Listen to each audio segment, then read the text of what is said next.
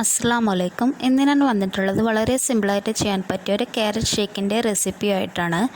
ഇതിന് വേണ്ടിയിട്ട് ഞാനൊരു മിക്സിയിലേക്ക് 2 ക്യാരറ്റ് വേവിച്ചെടുത്തിട്ടുള്ളതാണ് ചേർക്കുന്നത്. ഇതിന് ഞാൻ 6 സ്പൂൺ പാലും 3 സ്പൂൺ വെള്ളവും ചേർത്തിട്ട് പ്രഷർ കുക്കറിൽ 2 വിസിലാണ് വേവിച്ചെടുത്തിട്ടുള്ളത്. അതുകൊണ്ട് ആ സ്റ്റോക്ക് കൂടി ചേർത്തിട്ടുണ്ട്. ഇതിലേക്ക് 2 റോബസ്റ്റ പഴം ആഡ് ചെയ്ത് കൊടുക്കുക. വലിയ റോബസ്റ്റ പഴമാണെങ്കിൽ നിങ്ങൾക്ക് ഒരു 3/4 ഭാഗത്തോളമൊക്കെ ആഡ് ചെയ്താൽ മതി. ഇതിലേക്ക് 4 സ്പൂൺ കണ്ടൻസ്ഡ് മിൽക്ക് കൂടി ചേർക്കുന്നുണ്ട്. ഇതൊരു ഫ്ലോയിങ് കൺസിസ്റ്റൻസിയിൽ വീട്ടിൽ തന്നെ ചെയ്തെടുത്തിട്ടുള്ളതാണ്.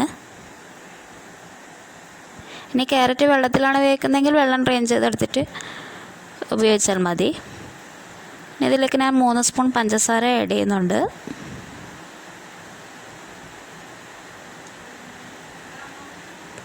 നിങ്ങൾക്ക് വീഡിയോസൊക്കെ ഇഷ്ടപ്പെടുന്നുണ്ടെങ്കിൽ ചാനൽ സബ്സ്ക്രൈബ് ചെയ്യണേ. തുടർന്ന് വീഡിയോസൊക്കെ കാണണം.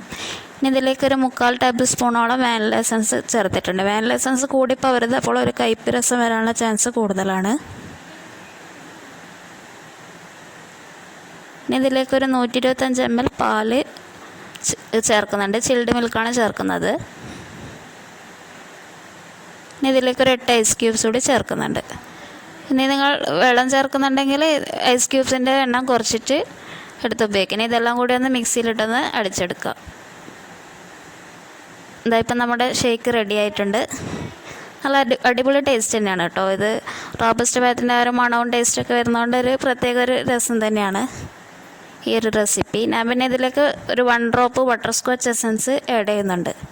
ഇത് ഫോട്ടോയ്ക്കൊരു കളറിന് വേണ്ടിയിട്ടാണ്. അപ്പോൾ എല്ലാവർക്കും ഈ ഒരു റെസിപ്പി ഇഷ്ടമായെന്ന് വിശ്വസിക്കുന്നു. Thank you for watching.